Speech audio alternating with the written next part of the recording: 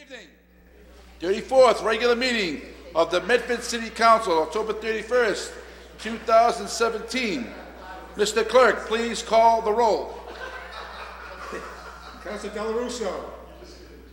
I'm not sure if I want to be president. You guys all pay now.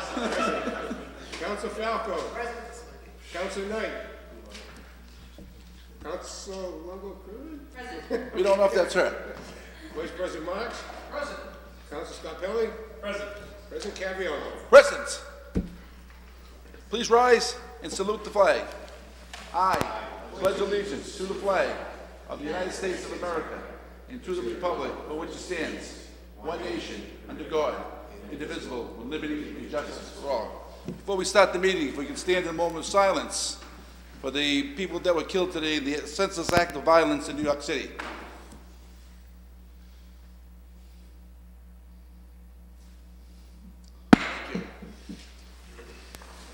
Hearings.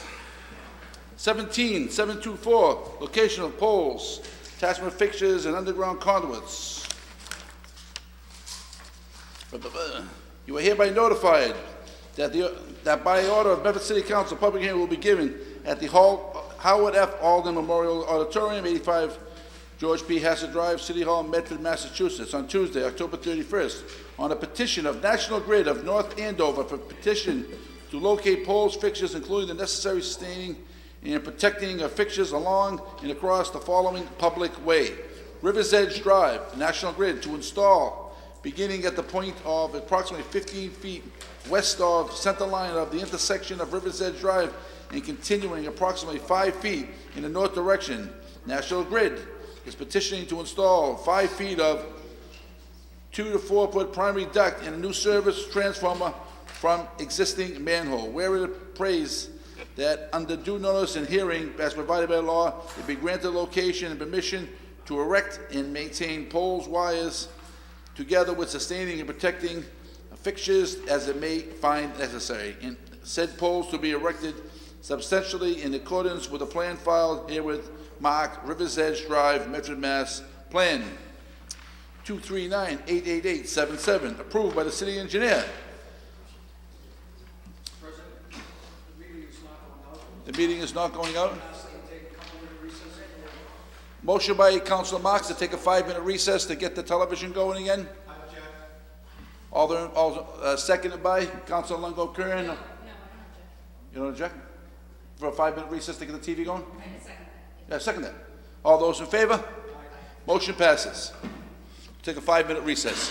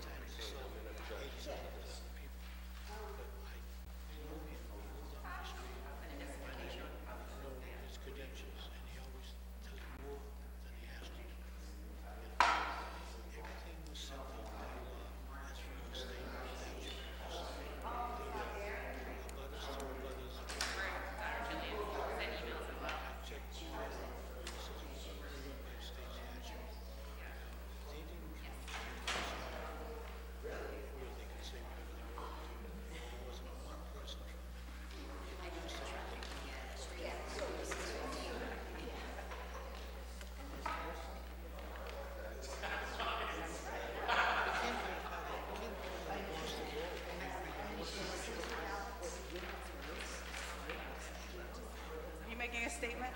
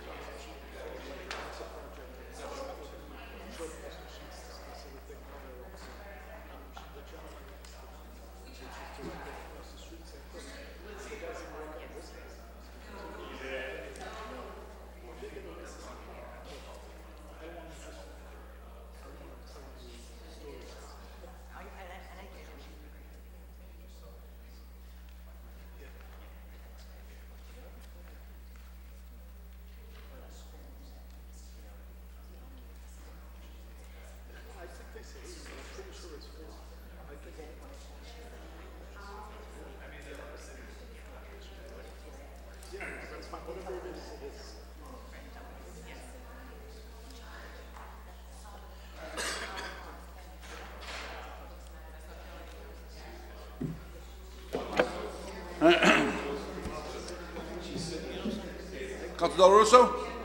You ready to adjourn? We're ready. It is not working. It is not working.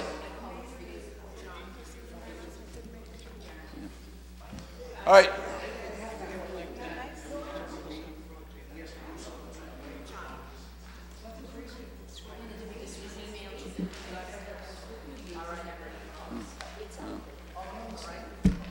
He said it was working and then it just went off. Yeah, no, he said when he came in, he put there's some kind of fee that it's supposed to start at 5 to 7, and it, he said it shut off. All right. Motion to revert back to business. All right, where did we leave off here? Councilor Scarpelli. You have the papers for National Grid for the hearing? This is a public hearing. Please state. Those in favor, please step forward. Name and address of the record, please. Hi, my name is Brendan Powell. I'm an engineer for National Grid. Are you in favor of this project? What? Are you in favor of this project? Yes. Thank you. Anyone else here speaking in favor of this project? Hearing and seeing none, we close that part of the meeting. Is there anyone here not in favor of this project? Please step forward. Hearing and seeing none, we close that part of the meeting. Councilor Scarpelli. Thank you, Mr. President. If I can have a gentleman from National Grid. So this is not on the streets. This is located on a patch of grass, correct? That's correct. And this is just to erect a pole for lights, flashing lights, or The pole will be erected on MBTA property. TA property? We will only have a below-ground installation Okay, and on the grass strip. this doesn't affect AD accessibility on curb space or any sidewalks or issues like that? It does not. Okay, so I see everything's in order, Mr. President. I move to take this paper and in favor. On the motion of Councilor Scarpelli, seconded by Councilor Del Russo. All those in favor? Yes, sorry, Councilor Longo Kern. About how long will the project take? Probably a day, less than Oh, a day. 1 day, okay. Okay. Thank you. On the motion by Councilor Scarpelli, seconded by Councilor Del Russo. All those in favor? Motion passes. Thank you. Forward the suspension, communications from the mayor, 17733. Dear Mr. President, City Councilors, I respectfully request and recommend that your honorable body approve the appropriation of returned earnings in the amount of $400,000 and 0 cents to purchase for the purchase of a Vector truck for cleaning sewers and storm drains as part of the capital plan for the DPW Sewer and Water Department. The balance of retained earnings before this vote is $4,913,385. The revised retained earnings as of 6/30/2017 has not been certified by the state as this time. Commissioner Kerins is present to answer any questions. Commissioner Kerins. Name and address for the record, please. It's Brian Kerins, 6 Milton Terrace in Hyde Park. Could you explain what we're buying? Okay, the truck that we're talking about, Mr. President, is to replace the existing truck, which is a 1999. It has been out of service now for about a year due to age, fatigue, and it's economically not feasible to replace it. This particular truck would maintain and manage the, the flow, so to speak, of the sewer mains, the storm sewer mains, and in addition to that, cleaning the storm sewers that are in the city.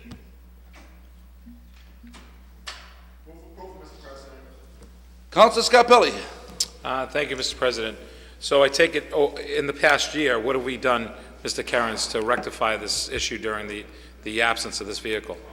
We've had to rely solely on outside contractors. And that's been a pretty penny, I suppose. Just as an example, if I were to call today for a Vector truck, if available, all right, it's $2,500 a day, portal to portal. And again, if I recall, this vehicle assists us in making sure that we eliminate any flooding in neighborhoods, I believe. Is that one of the... It helps to manage it, depending on what type of an event it is. Okay.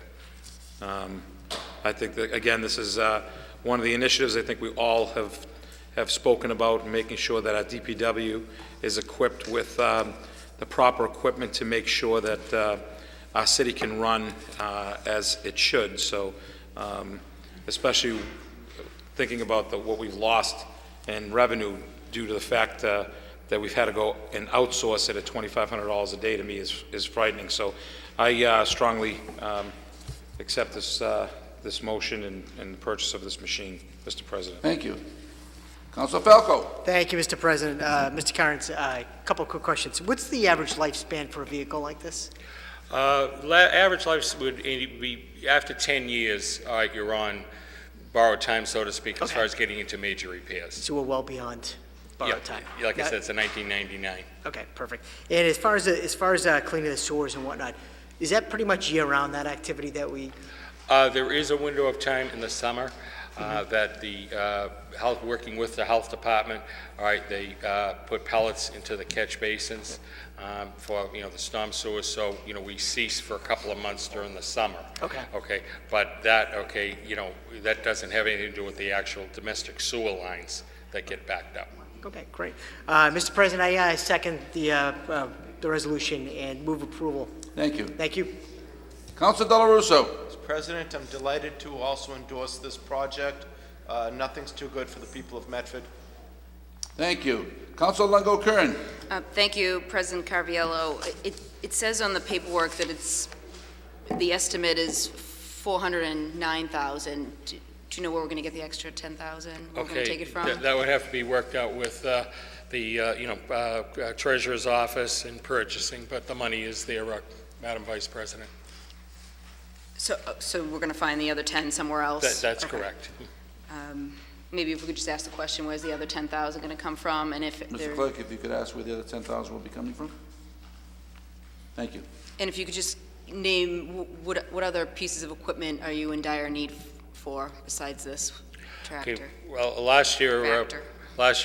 per the mayor's request, I had submitted a capital plan for a few years as far as the actual, turning over of equipment within all departments within Public Works.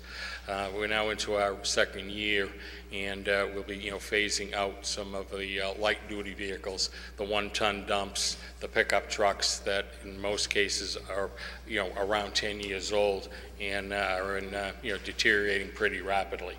Okay. Great, thank you. Councilor Knight. Mr. President, thank you very much. Mr. Kerins, how are you? Fine, thank you. Good. Are we able to perform the maintenance on this vehicle in-house? Can The you maintenance and upkeep on this vehicle, would it be able to be performed in-house? Yeah, we'll be, the preventive maintenance, all right, obviously, any kind of repairs that would have to be done to it would be covered under a warranty plan, with the company we purchase it from. Okay, thank you. Vice President Marks. Thank you, Mr. President. Mr. Kerins, we currently subcontract out for the cleaning of our catch basins currently. That's correct. And with this piece of equipment, are we going to maintain the same contract, or are we going to be able to do a lot of it in-house? We'll do a fair amount of it in-house, Counselor, keeping in mind there's 4,555 storm drains in this city that Public Works has to manage. And, our target has been, all right, to at least, get a minimum, all right, of half of that every single year. Our goal is to try to get everything. Again, it would depend on weather, personnel availability, but at 2 o'clock in the morning, we have a backup somewhere, right? I have nothing to rely on, as far as in-house equipment, and of course, public safety, public health, dictates, we have to address, the issue right away. So currently, right now, we're trying to get to at least half of them every year. That's a mandatory minimum. And is that through the private contract that we have, or is that? That's private contract, that's correct. So we're gonna maintain that contract and then have this piece of equipment, so we're gonna be able to do more than half now with this piece of equipment? Okay, what our goal would be, all right, is to, bring down possibly, all right, the contract, the outside contractor as far as, his availability. We definitely, right, we need, more than, one vehicle out there, because again, we lose the summer months, right, where we cannot do any storm basin cleaning at all. From June right through the end of September, those months are gone per the request of the Board of Health, so they can put the mosquito pellets in the catch basins.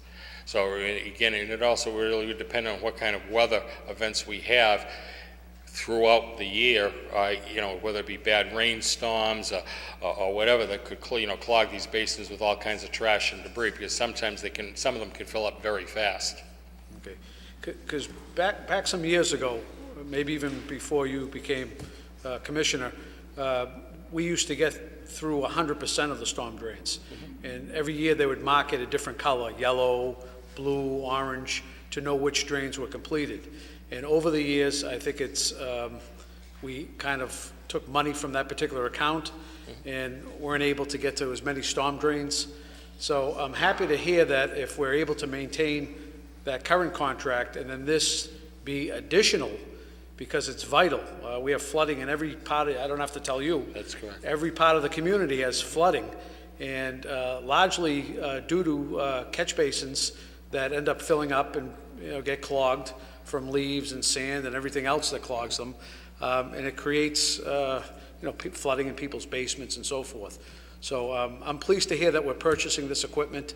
It's needed in the community of this size, and I support it tonight, Mr. President. Thank you, Mr. Vice President. On the motion by Councilor Scarpelli, seconded by Councilor Falco. Mr. Clerk, please call the roll. Councilor Del Russo. Yes. Councilor Falco. Yes. Councilor Knight. Yes. Councilor Long Curran. Yes. Vice President Marks. Yes. Councilor Scarpelli. Yes. President Caviola. Yes. 7 in the affirmative, none in the negative. Motion passes. Mr. Clerk, please mark Councilor Knight as being present. Thank you, Mr. Kerins. Okay. Motion by Thank you, Councilor Counsel. Scarpelli to revert back to regular business. Seconded by Councilor Knight. All those in favor? Motion passes. 17-729, offered by Councilor McKern, be it resolved that the Medford City Council be provided with a scaled map that was used. I'm sorry? You just skip to page 2. Oh, I'm sorry. Right, pardon me. 17-727, offered by Councilor McKern, be it resolved that the Medford City Council be provided a list from the administration of what addresses was sent notification of the zoning board of appeals meeting regarding the Medford Street Broadway proposal. Councilor Longo Kern. Thank you, President Carviallo. As we all are aware, last Tuesday, there was a zoning board of appeals meeting that coincided with the Medford City Council meeting, and I know a number of us stuck around to attend that zoning board of appeals meeting when it moved to the council chambers. The reason there was so much issue was because of the notification of a proposed project by the city of Medford, not by the developer, but by the city of Medford. And it seems that people who live across the street from the project were not notified of such a meeting. They had to find out of the zoning board of appeals meeting through city council alderman from Somerville, who happened to litter the neighborhood about a meeting that Somerville was having. So once our residents in the neighborhood found out, and I believe there was 10 or 11 people here last Tuesday at the zoning meeting that weren't present during the initial zoning meeting in September because they had no notification. They were here last week and wanted to speak on the proposal, wanted to ask questions, had concerns, and they weren't notified. So I would like to get a list from the administration of exactly who was notified, a breakdown of just the name and address of all those that were notified. Very simple request, but in future resolutions I have on the agenda tonight, it speaks to giving more notifications so we don't run into these problems like we did last week, which is extremely unfortunate. I think it's holding up the process of that specific development more than it should because of what went down last Tuesday and why it went down. And lack of notification is a big part of this. So if we could be provided that, that would be very helpful, and we can better understand when we are getting a complaint or an email or a concern, we know why we're getting it now versus in September when this initially should have taken place and probably been resolved. So I'll just move approval on that, ask for a roll call vote.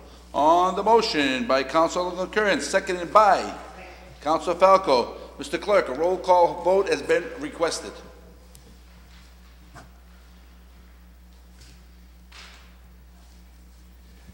Councilor Del Russo. Yes. Councilor Falco. Yes. Councilor Knight. Yes. Councilor Long Kern. Yes. Vice President Marks. Yes. Councilor Scarpelli. Yes. President Carviallo. Yes, 7 in the affirmative, none in the negative, motion passes. 17-728, offered by Councilor Longo Kern, be it resolved that the Medford City Council add a city ordinance that requires all zoning board of appeals meetings to be held at times that do not conflict with the Medford City Council Tuesday evening meetings. Councilor Longo Kern. Thank you, President Carviallo. Over the last several years, I've been, and a number of my colleagues here on the City Council have been interested and concerned about the development in Medford and interested in zoning, OCD, different types of meetings that are going on, most importantly being the board that gives the variances for certain developments, which is the Zoning Board of Appeals meeting. And I think we've discussed a number of times to make it more transparent. We want all public city meetings to go live. And this is just one request that a number of residents brought up to me over the last several days after the Tuesday night meeting, especially where you have a few of us on the council running back and forth to the Zoning Board of Appeals meetings because there are such important issues that are going to affect large areas, big neighborhoods in Medford, and affect everybody that lives there, yet our meetings are being held at the same time. I think that I asked my colleagues to vote to update our ordinances and make this part of our city ordinances. I'm asking for that vote tonight.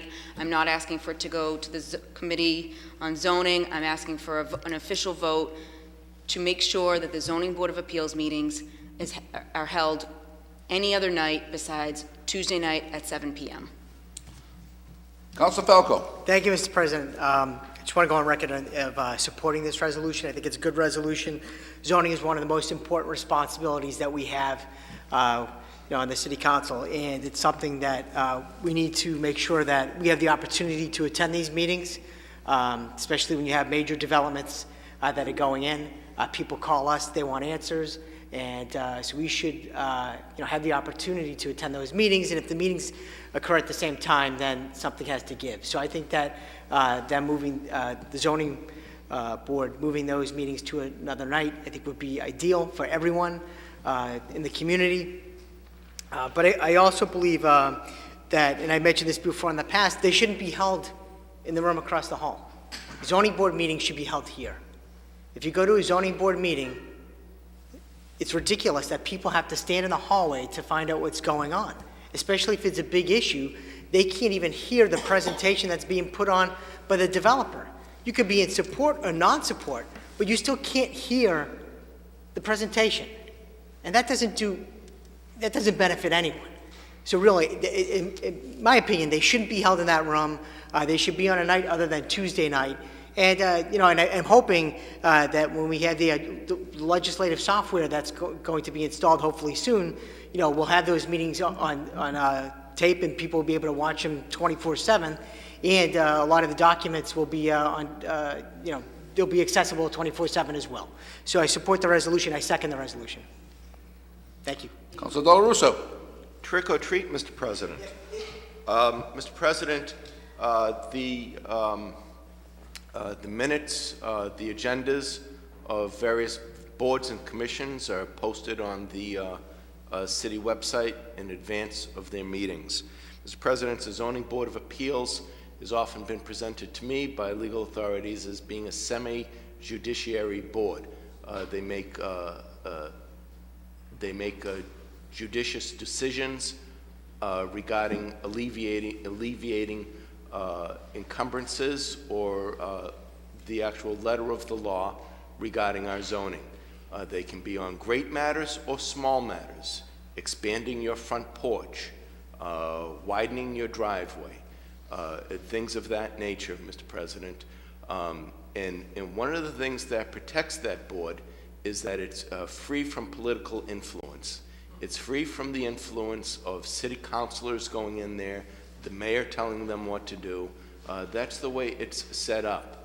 And so, Mr. President, I'm given the way this was just presented to us by Councilor Longo-Kern, I cannot support that because we don't have language to change our ordinance. So I'm certainly not going to change our ordinance blindly without having a text before us. Secondly, Mr. President, I wouldn't dare touch this without proper legal advice, and I would think that an officer of the court would know that, Mr. President. I agree. I wholeheartedly agree that there are some flaws with the way people have access to that meeting room. It certainly isn't to a standard that people would want, but that needs to be addressed too, Mr. President.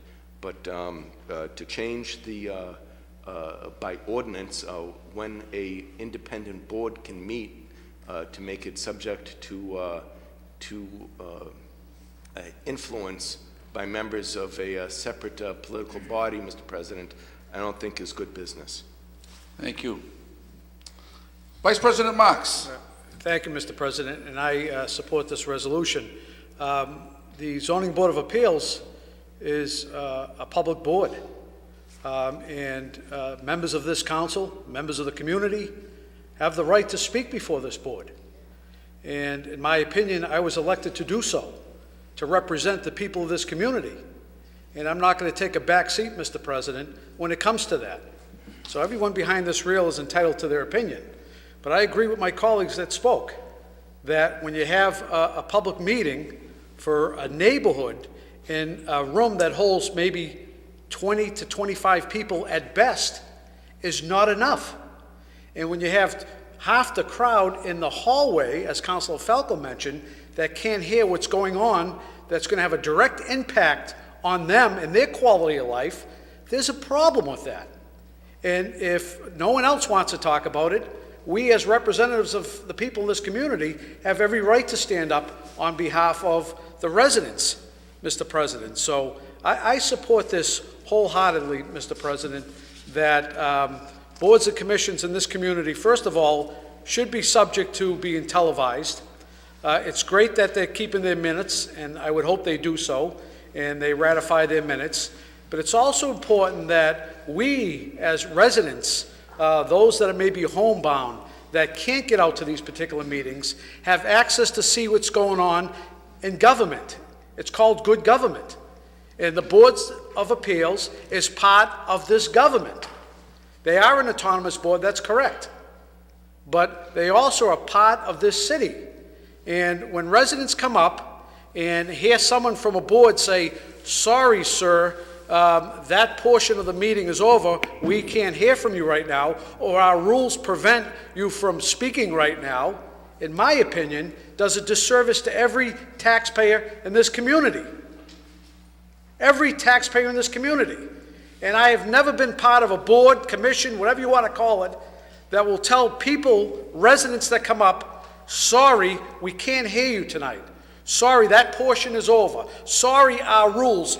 Let's go through the council rules. Is there any council rules that say residents can't come up and address this council? Absolutely not. We could suspend the rules at any given time to allow residents to come up. Even if we're past that portion of the agenda, we could still go back. And that's what happened the other night, Mr. President.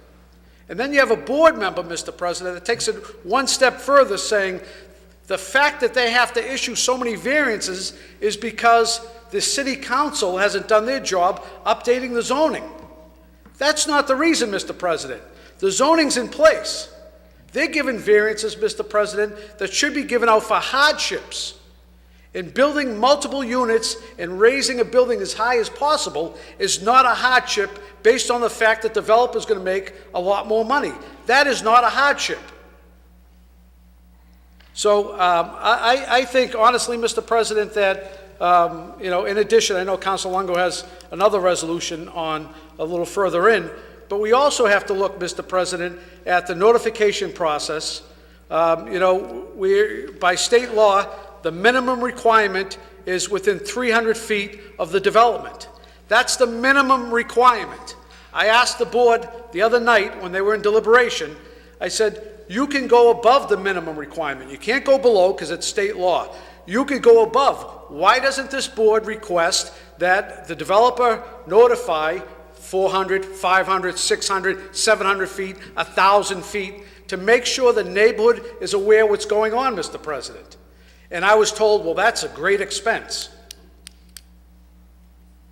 I don't know about you, Mr. President, but a great expense is not $100, $200, $300 to make sure every resident in this community is notified. And as I told people that night, the biggest issue I heard wasn't with the development. It wasn't the development. I'm sure there's things that need to be worked out. It was the notification process. And once residents feel that something's being done behind their back, that's when they're going to come out.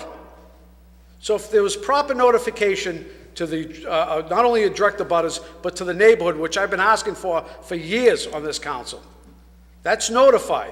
If I can get 2 reverse 911 calls because they're doing medication take-back behind City Hall over here, but we can't notify residents that they're going to build a 5-story building next to their home, there's a problem. There's a problem, Mr. President. I get 4 to 5 calls, in my opinion, that really we shouldn't be getting with this reverse 911, and the ones that we should be sending out on behalf of the residents of this community, projects like Eversource and other projects that are going to affect every person in this community, there's nothing being sent out. That's a problem, Mr. President. Thank you. Thank you, Mr. Vice President. Councilor Falco.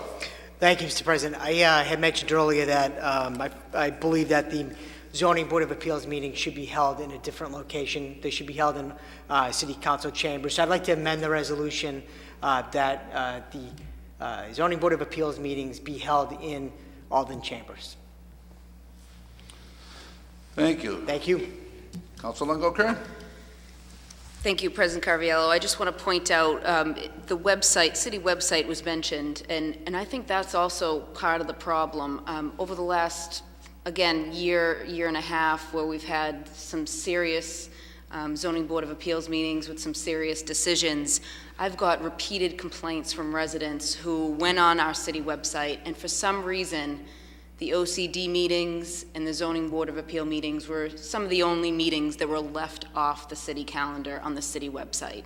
Leave it to coincidence, I don't know, but I've got multiple complaints about that over the last couple years, and that raises a red flag and brings a whole nother leg to this problem.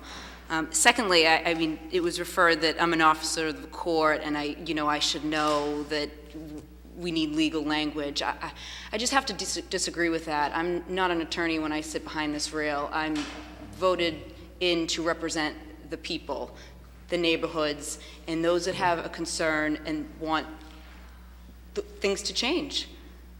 I'm not going to sit here and allow this to go to the zoning committee where we sent things a year and a half ago, and they either sat there or were squashed by the person that's telling me I should be an officer of the court.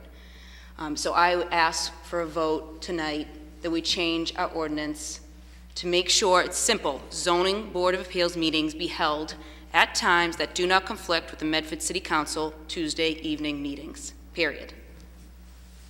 Thank you. Councilor Scarpelli. If I can, Mr. President, real quick. I know that last week I did come in a little late, and there was a little confusion that the councils might not have, word was some councils weren't interested in what was going on in the zoning board meeting because they weren't attending that meeting. I appreciate my colleagues being there, but just for public notification, I feel very strongly about this issue. I know we've talked about our zoning and reviewing our zoning. I appreciate Councilor Longo-Kern for bringing this forward because I think this is very important and I support it. But again, just to set the record straight, I wanted to be there just as much as any of the other councilors, and this is one of the reasons why I support this. I felt at the time that the job that was given to us with what we had on the calendar was minimal, that I wanted to attend that whole meeting and listen to the concerns of those citizens that called me and emailed me so we can give them the answers that they needed. So just wanted to throw that out there to make sure people understood that for this councilor, I feel just as strong as I think every council behind this rail about what's happening with our zoning issues and what happened at that meeting, because it went downhill pretty fast, and that's not the way to do business in our community. So thank you. Thank you, Councilor Scarpelli. Name and address for the record, please. David McKillop, 94 Rock Glen Road. I just wanted to talk a little bit on this. As far as the zoning, I've been up here before talking about zoning and how desperately we need that, have that conversation to move the city forward, because of the simple fact that we will have construction going on and new programs and great ideas coming into the city. They shouldn't be stalled because we can't figure out what to do with zoning. Zoning is a contract. It's a contract with the neighborhoods. It's telling the neighborhoods this is the direction that we've all decided the city will go. So to have variances which are granted, they're exceptions to the rules, like you were saying, hardship cases. They're not exceptions to the rule where we can squeeze something into a space and make it work. That's not what the variances are for. So to take that and to say that you folks who represent the citizens, you do not work for the administration, you represent the citizens, to not go to a Board of Appeals meeting makes absolutely no sense. You have to stand your ground, you have to support the citizens of the neighborhoods until we get the zoning problem solved. And if you can't do that, then you're not doing what you're supposed to be doing. Thank you very much. Thank you.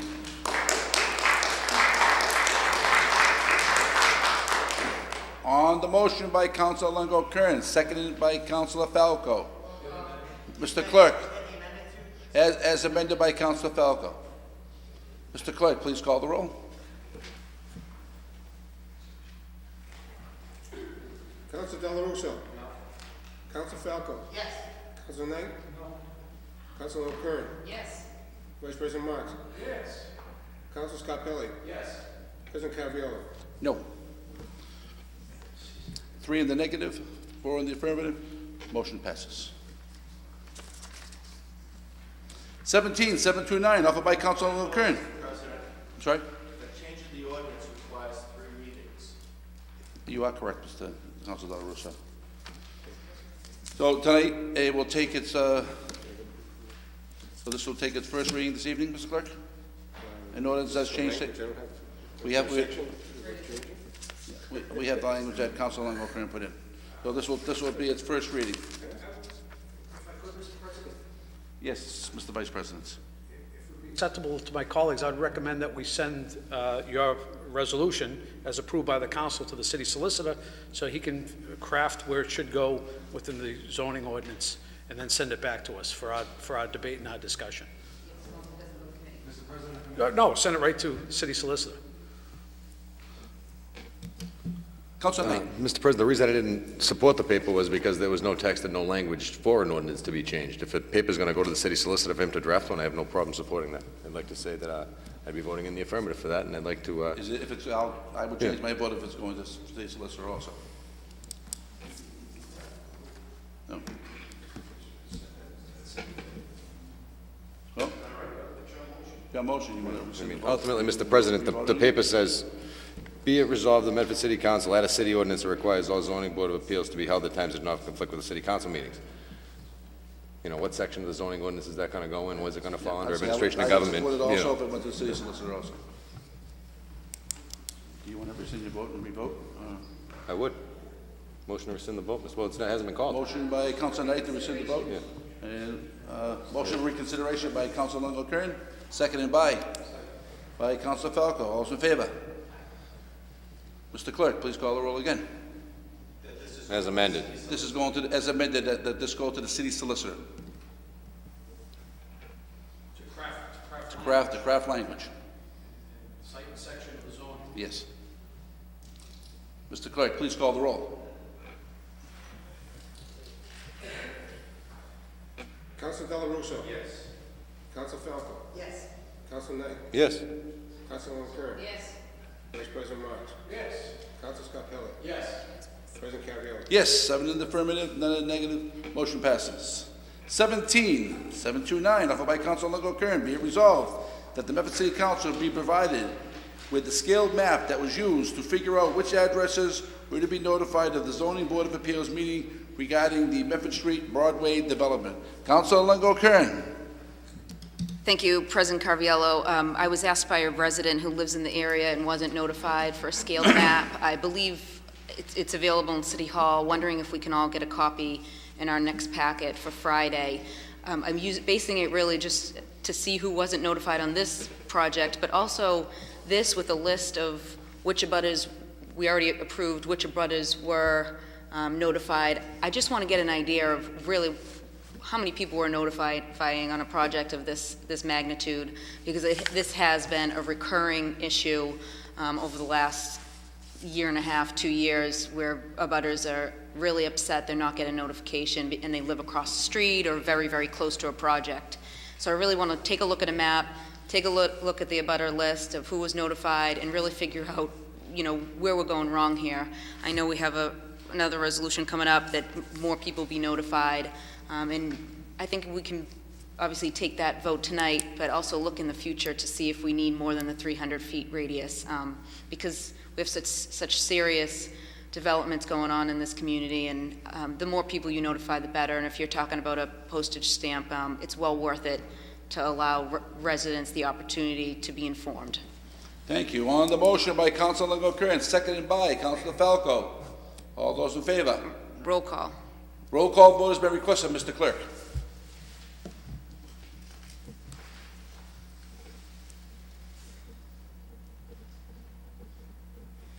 Councilor Dela Russo. Yes. Councilor Falco. Yes. Councilor Knight. Yes. Councilor Longo Kern. Yes. Vice President Marks. Yes. Councilor Scarpelli. Yes. President Caviola. Yes, 7 in the affirmative, none in the negative, motion passes. Move suspension of the rules. Move suspension of the rules by Councilor Longo Kern, seconded by Councilor Falco. All those in favor? Motion passes. Thank you, President Carviello. Thank you, councilors. If we could allow, there was, like we said, last Tuesday at the Zoning Board of Appeals meeting, there was 10 or 11 people who were not given the opportunity to speak of their concerns. There's a few here tonight that would like to speak out and voice their concerns, and I think as a public body, we have to give them that opportunity, and hopefully their concerns will get back to those who are making decisions, and I just think it's the appropriate thing to do. So I'd like to offer the floor to any residents that would like to speak on that proposal.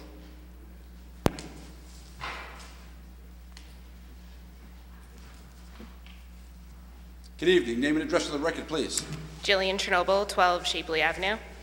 I just wanted to speak a little bit because I went to the Board of Appeals meeting last week and was told that I could not speak at that meeting. I did go to the building department and I got a scaled map and discovered that my house is about 140 feet away from the development, which is well under the 300-foot radius.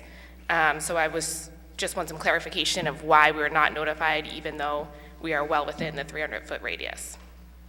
Thank you. Thank you.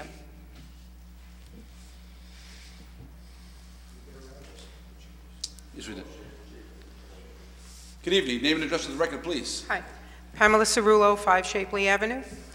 I'd just like to thank the board again for allowing us to have this opportunity to speak. And again, I do have to agree with Jillian that I'm actually less of a distance from this project than she is.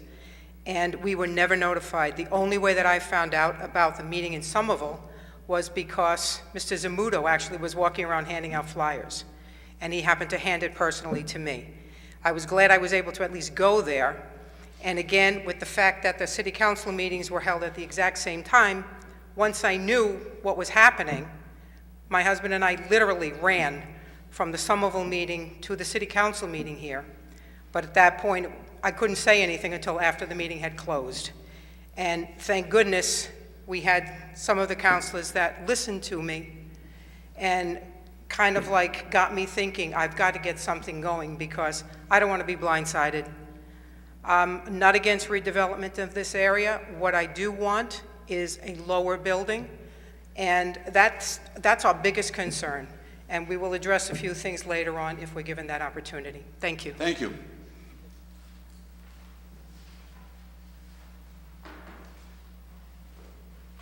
Good evening. Name and address for the record, please. Margaret Chernobyl, 12 Shapley. My daughter Jillian spoke earlier, and I would agree that we are less, we're like 100 feet, 140 feet, and have not been notified. We only learned from a neighbor about the meeting when the Somerville meeting took place.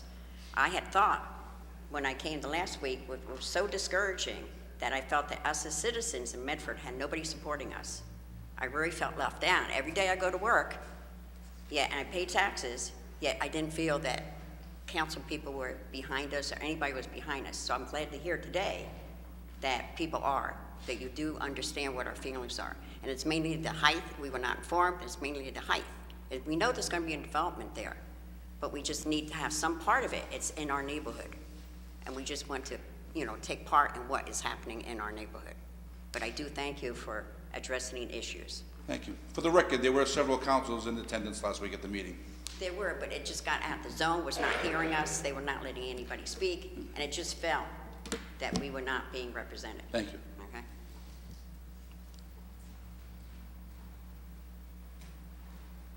Anyone else?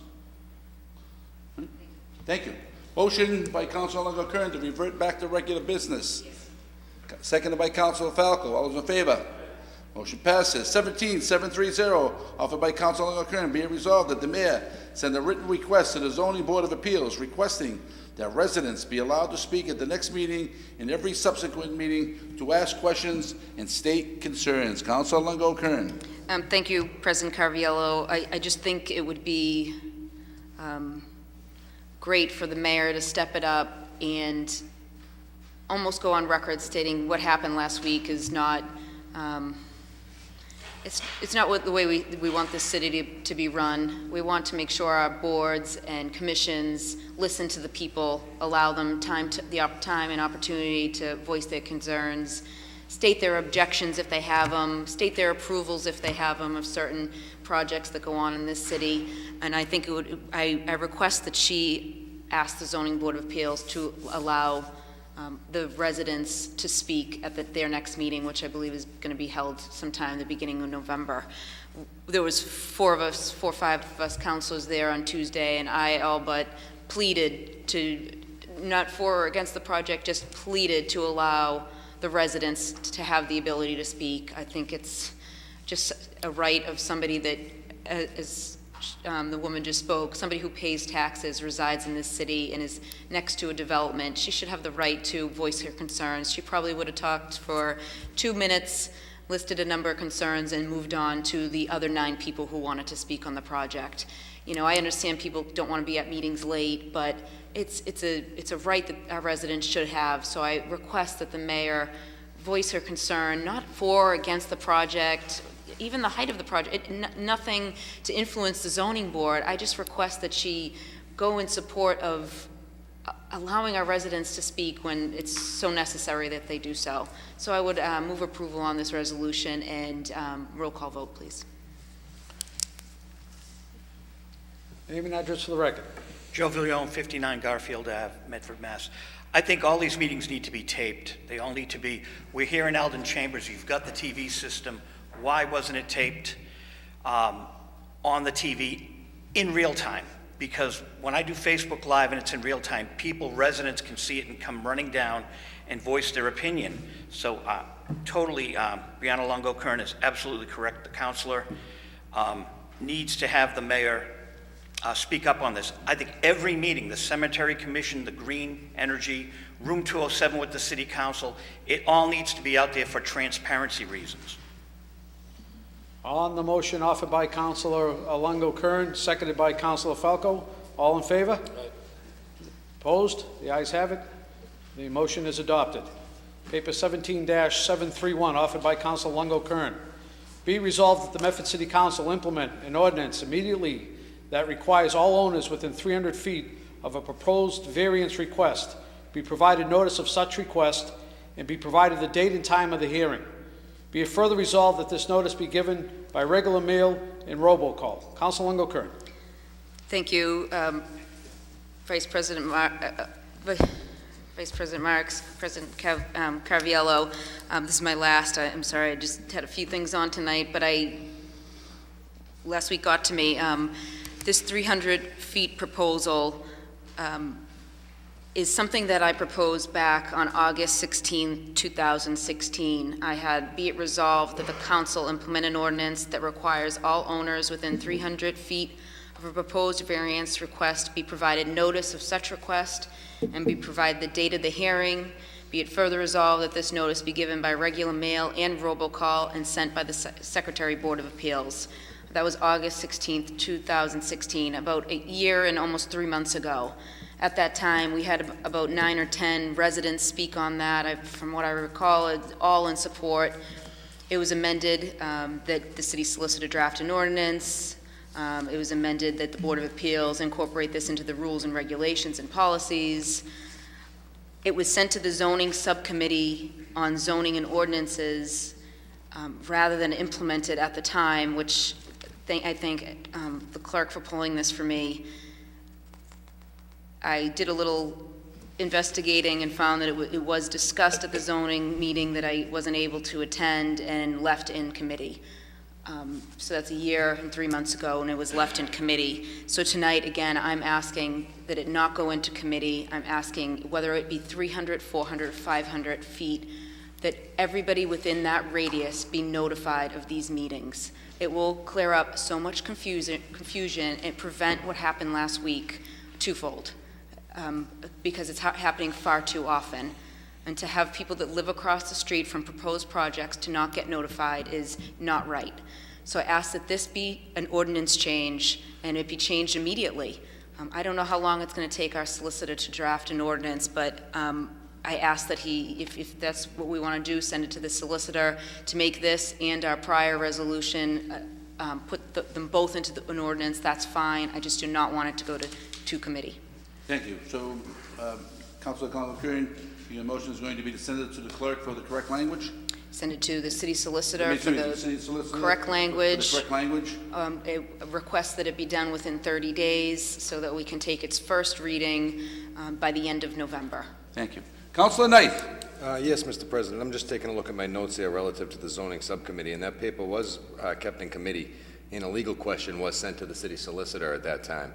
The legal question was, does the state law govern notice requirements, and is this proposal outside of the scope of local control, or is this a minimum guideline and we can build upon it? That was the question that was sent to the solicitor 2/6/17, Mr. President. Did we get an answer? I Mr. do not believe we have. Okay, well, on the motion by Councilor Longo Kern that we send this to the city solicitor for an opinion, for a language and his guidance. And reply within 30 days. Seconded by Vice President Marks. I support this wholeheartedly. I would just ask that when we do send it, that I believe all correspondence should go certified mail, not regular mail. That way we can ensure that residents at least get a copy of it, Mr. President. And I'd like to see a greater outreach of notification. I know the 300 feet was a starting point, but I guess when we get the language back, we can discuss it further. But I'd like to see a greater circumference when it comes to notification. Thank you. Councilor Knight. And I do, as I understand it correctly, Mr. President, I believe that the notice only goes to property owners, and if there's a renter at the facility, they would not receive notice. It would go to the address of the property owner, not the Yes. person that resides at the place as a renter. So On I'd the like to see motion that by changed as Councilor well. Longo Kern, seconded by Councilor Falco. Mr. Clerk, roll call vote, please.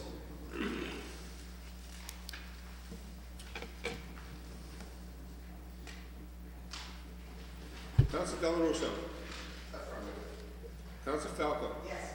Councilor Knight. Yes. Councilor Longo Kern. Yes. Vice President Marks. Yes. Councilor Scarpelli. Yes.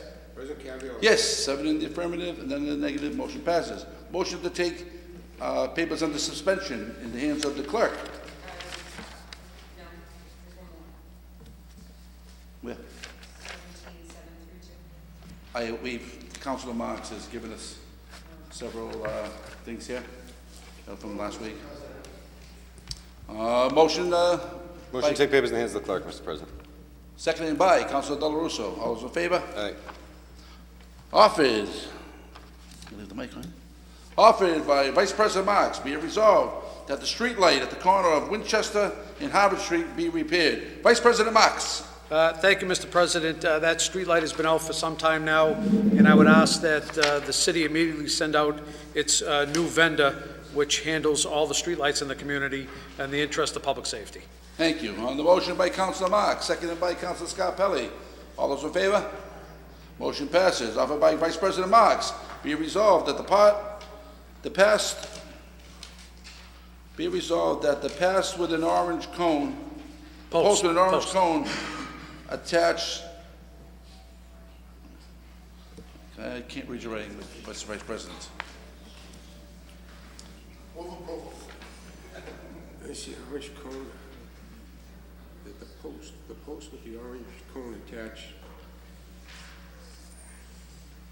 A little confused there. Mr. Clerk, let me read it. Mr. Vice President, why don't you read your motion?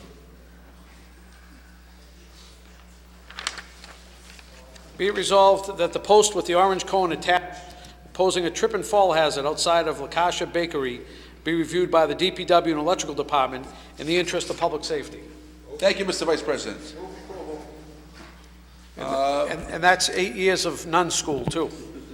The motion by Councilor Marks, seconded by Councilor Del Russo. Mr. President, if I could, just if I could. Vice President Marks. That particular post was removed, from what I understand, many months ago, and the city put an orange cone and attached it to the bottom of the post, and it's been like that for a while. And when people come out of LaCasha's Bakery holding their tray of pizza, it's difficult to see that short cone, and it's a real trip and fall hazard. And I would ask immediately, in the interest of public safety, the city go out and rectify that issue, Mr. President. Thank you, Mr. Vice President. On the motion by Vice President Marks, seconded by Councilor Del Russo. All those in favor? Motion passes. Offered by Vice President Marks, be it resolved that the sidewalk near Little Old Bakery on Main Street be reviewed in the interest of public safety. Vice President Marks. Thank you, Mr. President. I think all of us behind this rail have traversed over that sidewalk at one point. There's a tree that's probably 300 years old in front of the home, and the sidewalk is literally up at a 90-degree angle because of the roots of the tree.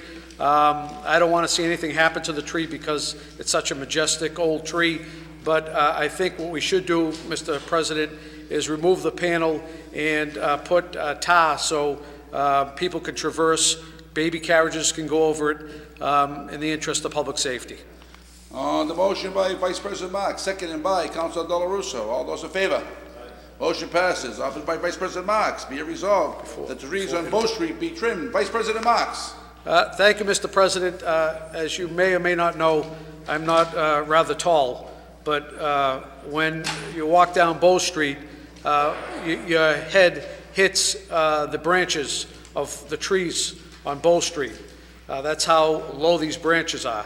And the branches need to be trimmed, Mr. President, so residents can walk safely down the street.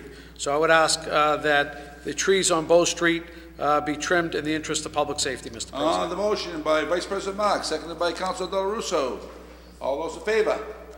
Motion passes. Offered by Vice President Marks, be it resolved that the Traffic Commission review adding no parking signs from here to the corner of 3rd Street and Middlesex Avenue.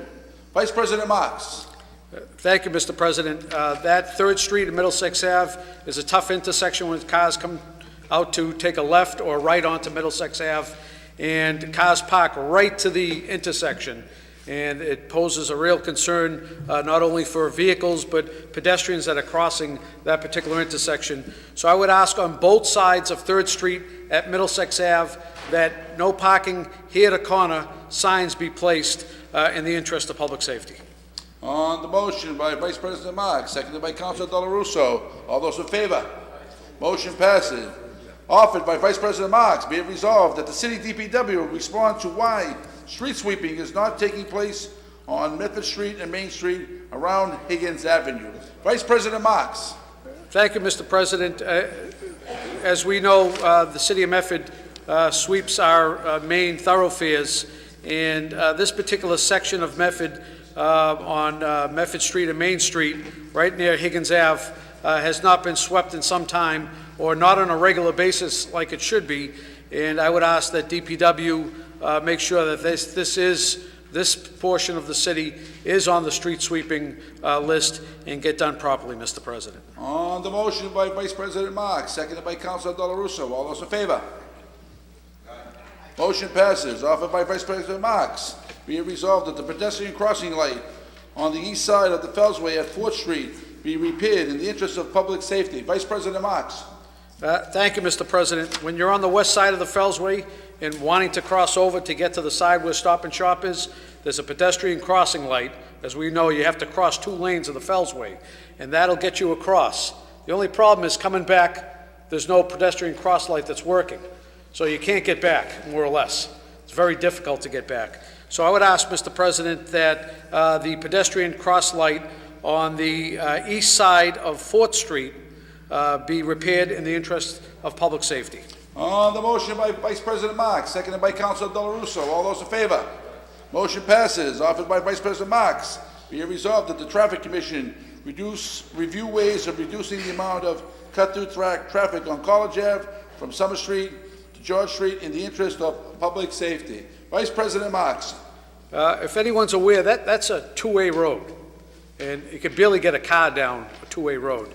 And in certain peak times, it creates a lot of chaos and backup, and is a very dangerous situation for those living on Summer, College, and George Street, Mr. President. So I would ask that the Traffic Commission review the College Ave from Summer Street to George Street section to come up with ways of improving the pedestrian safety and resident safety in the area, and to take a look at possibly, Mr. President, making it so that cars do not use it as a cut-through, maybe resident-only signs. I'm not sure, but the Traffic Commission needs to review this situation, Mr. President. On the motion by Vice President Marks, seconded by Councilor Del Russo. All those in favor? Motion passes. Offered by Vice President Marks. Be it resolved that the sidewalk at 103rd Street be reviewed in the interest of public safety. Vice President Marks. I would just ask that DPW, Mr. President, go out to that sidewalk. It's a real trip and hazard concern, and that it be repaired and replaced in the interest of public safety. Thank you. On the motion by Vice President Marks, seconded by Councilor Del Russo. All those in favor? Motion passes. Be it Offered by Vice President Marks, be it resolved that additional traffic enforcement at the crossing lights at 2nd Street and Middlesex Avenue be increased due to cars failing to stop. Vice President Marks. There's a set of lights, Mr. President, at the corner of 2nd Street and Middlesex Ave.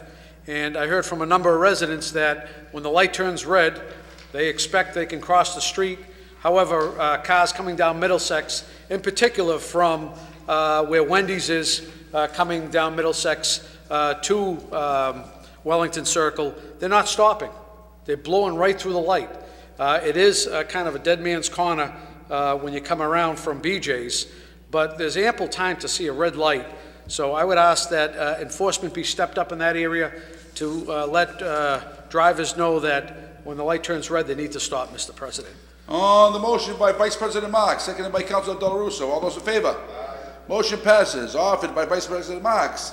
Be it resolved that the city administration report back on the status of the railroad tracks growing across Middlesex Avenue. Vice President Marks. There's a set of railroad tracks on Middlesex Ave that's been defunct now for several years, and resident asked if there's anything can be done. I know that's a state road, but I would ask that this paper also be sent to a state delegation to see if we can remove the tracks, Mr. President, and pave over the street the way it really should exist. On the motion by Vice President Marks, seconded by Councilor Del Russo. All those in favor? Motion passes. Offered by Vice President Marks, be it resolved that the construction on Morrison Street, Mangles, Taft, and Guild Street be discussed. Vice President Marks. Thank you, Mr. President. I apologize. A lot of these things were on last week, and they weren't taken up last week, so I didn't want to, have this all on the agenda, but this is stuff from last week also. I received an email from a resident that was very concerned.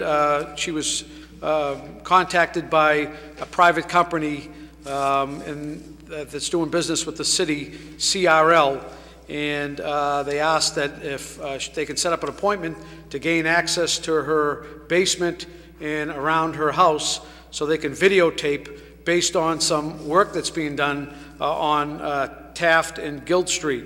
The same type of work was done on Morrison and Mangles and is still in process.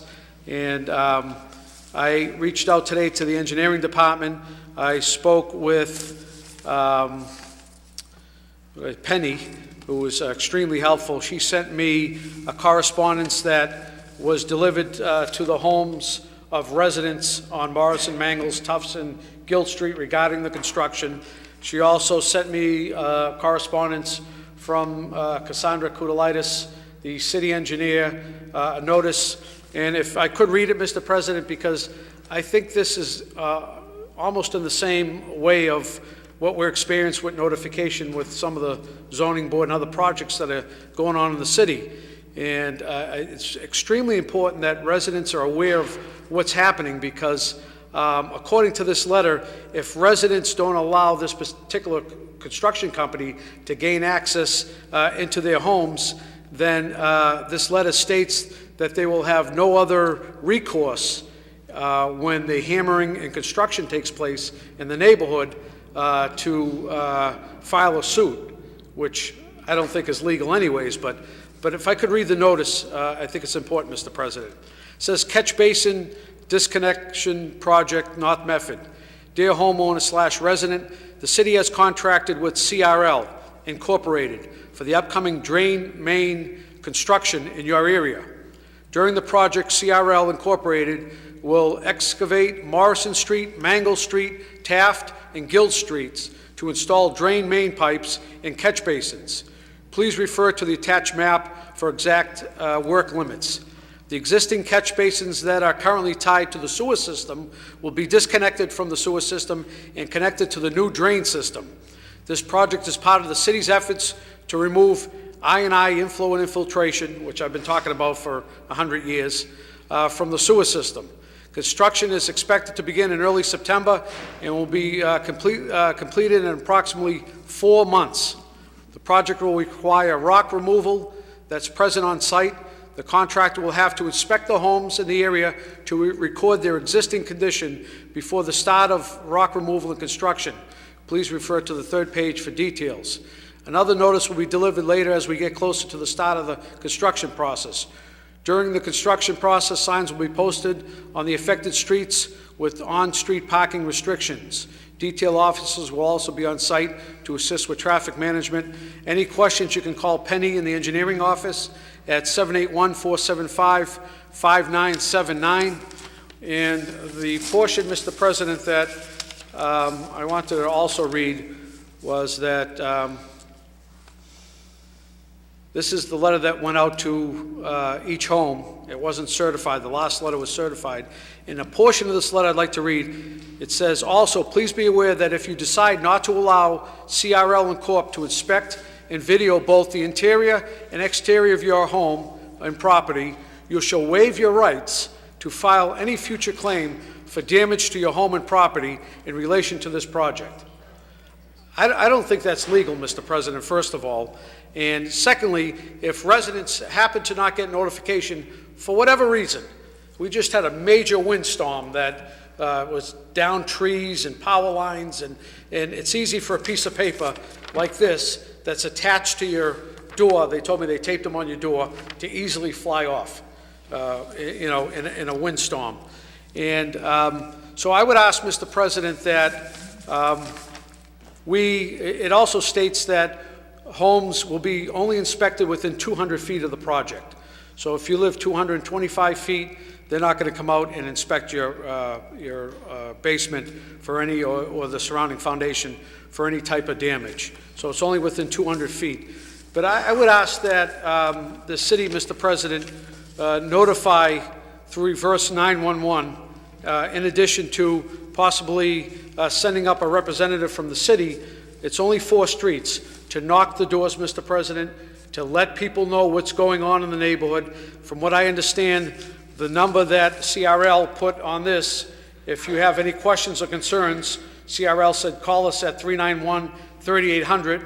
A resident called, no voicemail, couldn't leave a message. It just rang and rang and rang. So we really need to have a clerk of the works representing the city when this project starts, in particular when they start hammering the ledge. As we all know about Winthrop Street, when they did blasting, it's going to create foundations to shake. And people are going to be concerned, Mr. President. And everyone in that community should be notified on those streets that they would be highly recommended to have someone come in and videotape to safeguard their home. And I don't think we're doing enough right now to get the message out to the community, once again, regarding this very important project. So that would be my recommendation and my motion, Mr. President, that a clerk of the works from the city engineering department walk the streets, knock the doors, a reverse 911 be targeted for that particular neighborhood regarding what's taking place, and contact names and numbers regarding what's happening, Mr. President, with this very important project. I do support the project, as I've spoken timeless over the years, that we have a number of catch basins that are illegally hooked up to the sewer system. And every time it rains, that water goes out and is treated at Deer Island as raw sewage. And it's costing the ratepayers of this community millions of dollars a year to treat rainwater that's from catch basins that are illegally connected to the sewer system. This will rectify that problem in that particular area. So I thank the city for moving forward on this, but I want to make sure that the residents are safeguarded, Mr. President, for any type of property loss or property destruction, Mr. President. Thank you, Mr. Vice President. Councilor Scarpelli. Thank you, Mr. President. I appreciate my colleague for bringing this up.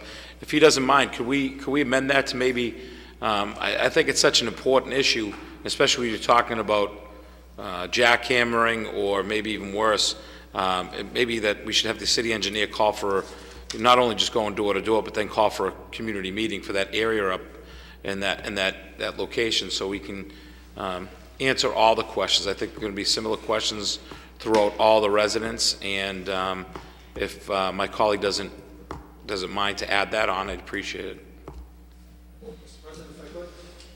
President Marks. I think that's a great suggestion. The correspondence I received, and I received a few from the city, one says that the utility project in your area is starting Thursday, November 2nd, which is 2 days away.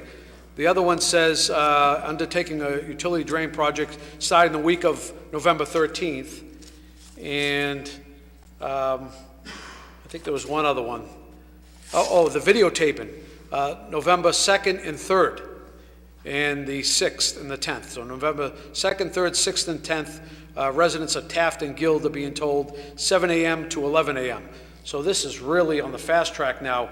I don't mind having a hearing, a public hearing, meeting, whatever, but someone needs to get out into the neighborhood. Also, Mr. President, I received a complaint from Mangles that when they did concrete work due to this project, it rained and a lot of the concrete that was still in the street leached into people's driveways.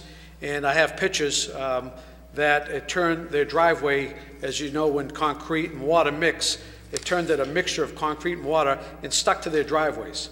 And they contacted the city, and the city said, we'll have someone come out and power wash it, but we're going to use your water. And the resident took exception to that, said, no, this is not my problem, this is your problem.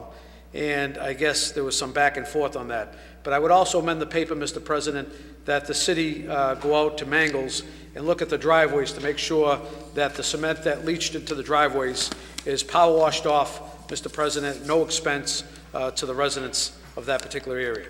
On the motion by Vice President Knight, as amended by Councilor Scarpelli and Vice President Marks, seconded by Councilor Dela Russo. All those in favor? Motion passes. Offered by Vice President Marks. Be it resolved that the rodent issue in Wellington be discussed. Vice President Marks. Thank you, Mr. President. I brought this up 2 weeks ago regarding a complaint I received from up the heights of rats up the heights in Wellington. And I have to report back that Allison Conboy from the health office was out in both neighborhoods, from my understanding, did find active rat burrows, thank you, rat burrows in some of the areas, Mr. President. I asked that 2 weeks ago that the city hire a pest control company. We've been successful in other areas of the city hiring an outside company. We don't have the whereabouts, the capacity, the manpower to handle large neighborhoods to solve an issue like this. Much of the Wellington area that's under construction, we're experiencing from the casino, which is along the river, and the rats are making their way down the tracks and on the river. The bridge that they're replacing in Wellington is creating this infestation. And also, what I'm hearing from residents, some residents are not closing their barrels, and the rats are actually jumping on the barrel and helping themselves to this food source, which doesn't help the situation either. So I would request, Mr. President, in the interest of public safety and the fact that it's pretty rampant in the Wellington area. I've been getting a lot of calls from 3rd Street, Middlesex Ave, Bradbury, all over Wellington regarding rats. And these aren't two-legged rats. These are four-legged rats that are running around. And I would ask, Mr. President, that we receive a report back on a plan of action, because I asked 2 weeks ago, I've yet to hear about any plan of action by the city. And I think notification should go out to all residents in these particular areas to advise them that there is a concern, and if there happens to be an old vegetable garden from the summer that's still around and there's some old tomatoes, you got to take away the food source. If you're taking your barrel out, make sure your trash is squished all the way down and the lid is secure and tight on it. And maybe if we take away the food source, we can get rid of these rats. One resident mentioned to me that if you introduce skunks, they're a natural predator to the rat, and they'll do away with the rats. But then you have skunks. And I'm not sure which one is better, to be honest with you. But the issue, Mr. President, is a very serious issue, and they're going to start leaving these burrows in the cold weather and try to find their way into people's homes and basements and so forth, and garages. And this is going to be a real serious issue if we don't get ahead of the curve. So I would offer those two motions, Mr. President. Notification of residents on what's happening through reverse 911 and any other notification process, and a plan of action on how we're going to handle this particular problem. Thank you, Mr. Vice President. Council Longo Kern. Thank you, President Carviallo. I believe my rodent complaint this week came from the South Medford area, but not necessarily rats. Can you give a little more detail so people listening can know exactly where this is? Is this happening in the near the parks, near homes, in people's backyards? It's actually the whole neighborhood. Oh my gosh. I've witnessed them myself, just run by, typically at night, but it's everywhere. I was at Harris Park last weekend. Every resident that came out to talk, that was their number one complaint. I was waiting to hear sidewalks and other issues, and it was the rat infestation. And I've never seen it like this in the particular area. I know we have a number of food establishments that the Board of Health has been great to be on top of these particular food establishments and their disposal efforts that are outside on the perimeter of the property. But this is at an epidemic, in my opinion, Mr. President, and we need outside pest control to step up and come into the city, Mr. President, and try to alleviate. So it's throughout the entire neighborhood. Of Wellington, and then you said North Medford as well? At the top of North Medford, I received complaints right around Car Park from residents up there that said they've been seeing an increase. I haven't received as many calls, to be honest with you, from the Heights as I have from the Wellington area, but I received the same type of complaints regarding infestation up in the Heights, too. Thank you, Mr. Vice President. Second Councilor Kern? Thank you. I second the motion to hire an The outside motion by company. Vice President Marks, seconded by Councilor Kern. All those in favor? Motion passes. Petitions, presentations, and similar matters. 17732, petition by Cheryl Rodriguez, 281 Park Street, Medford, to address the council on zoning board of appeals meeting held on Tuesday, October 24th, 2017. Name and address for the record, please. Hi, I'm Cheryl Rodriguez from 281 Park Street. Thanks to everyone who was waiting to speak on this that stuck around.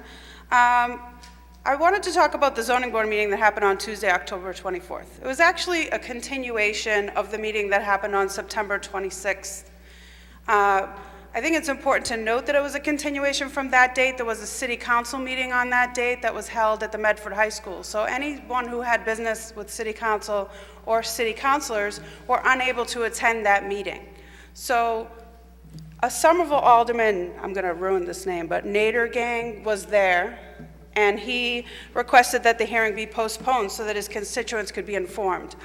I heard through the grapevine that there was a meeting being held by this alderman, which was also on the night of a city council meeting, but he's from Somerville, so he's under no obligation to meet around you. I attended that meeting. There were about 100 people in attendance at that meeting.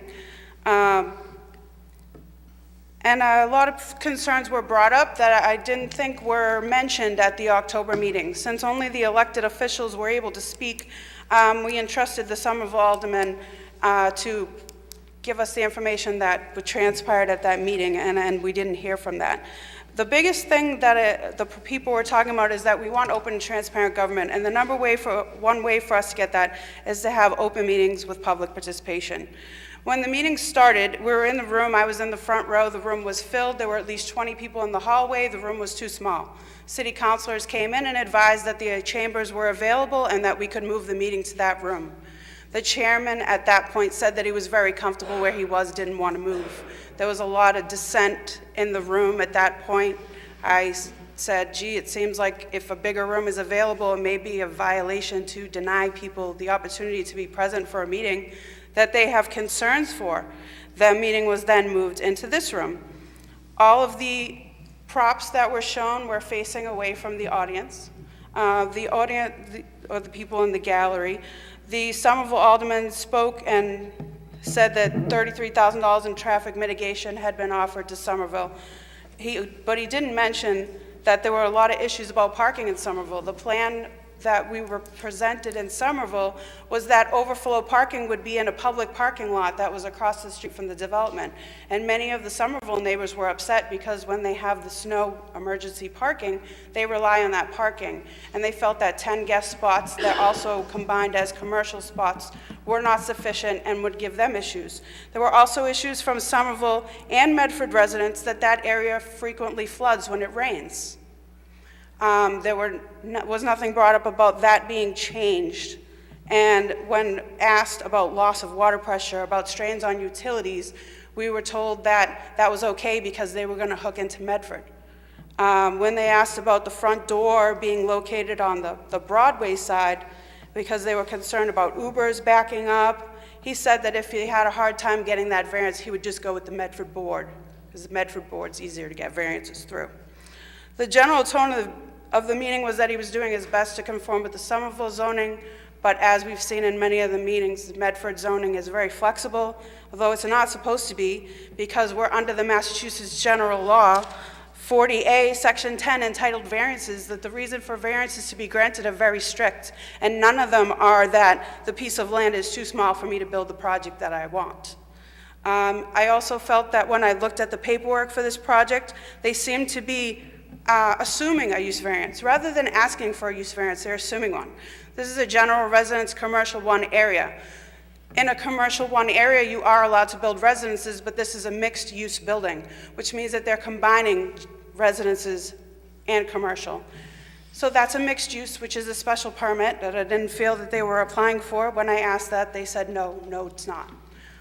But when you look at the project, you can clearly see that this is not 2 separate buildings, it's 1 building. So I'm concerned about that. I was also concerned that when the meeting started, after our elected officials spoke, the chairman asked if there were any residents who wanted to speak in opposition to the project. He said, let the record reflect that 10 residents would like to speak in opposition to the project. At no point did he ask if anyone wanted to speak in favor of the project. Perhaps there were another 10 or 20 that wanted to speak in favor. They also were not given the opportunity to speak in this open and public meeting. The meeting was not recorded. Apparently the recording device is not working. They did say that we could speak if we didn't speak on zoning, parking, density, height, use, traffic, infrastructure, among other items, which precluded any resident from speaking. I'm not even sure we could comment on the color of the building, because everything on that list we were not allowed to speak on. There was a certain level of complaint from all of us that we were not able to attend the Somerville meeting. People were not notified of the meeting. We kept being told to come back last September, which is an impossibility. That meeting was missed. The reason that the hearing was held over was so that the residents could get more information, and I thank the Somerville Alderman for proposing that, because our own counselors were unavailable to do that. But then we were not given the opportunity to speak. One of the other alarming things that happened was one of the zoning board members addressed the city councilors in attendance. I know that you touched on this a little bit earlier, but she said that the reason they were granting this number of variances is because our city council hasn't updated the zoning. While it's true that you haven't updated the zoning, it is not in the purview of the zoning board of appeals to change the zoning. They are only allowed to grant variances under the strict rules of Chapter 48, Section 10. I think that they should all be made to review that ordinance, that law. It's a state law, and figure out what they're supposed to be doing, because they're not doing this properly. I think the only remedy that's going to work is for this hearing to be heard again. We should be able to have the project presented to us, because we did not get the full presentation. People should be able to speak in favor, and people should be able to speak in opposition. Because while the project may be great, we have no idea, because we weren't given the opportunity to hear it. We weren't given the opportunity to speak in opposition or in favor. So I just wanted to say that zoning is our most important thing, and we need to protect our neighborhoods. And I think that you should definitely use the reverse 911 system for this. If I can get a call for the drug take back, if I can get a call for the Harvest Your Energy Festival, there's no reason that I can't get a call once a month that says, there's a project on here that's 55 units. If you're interested, please come to this meeting on such and such a date and time. Thank you.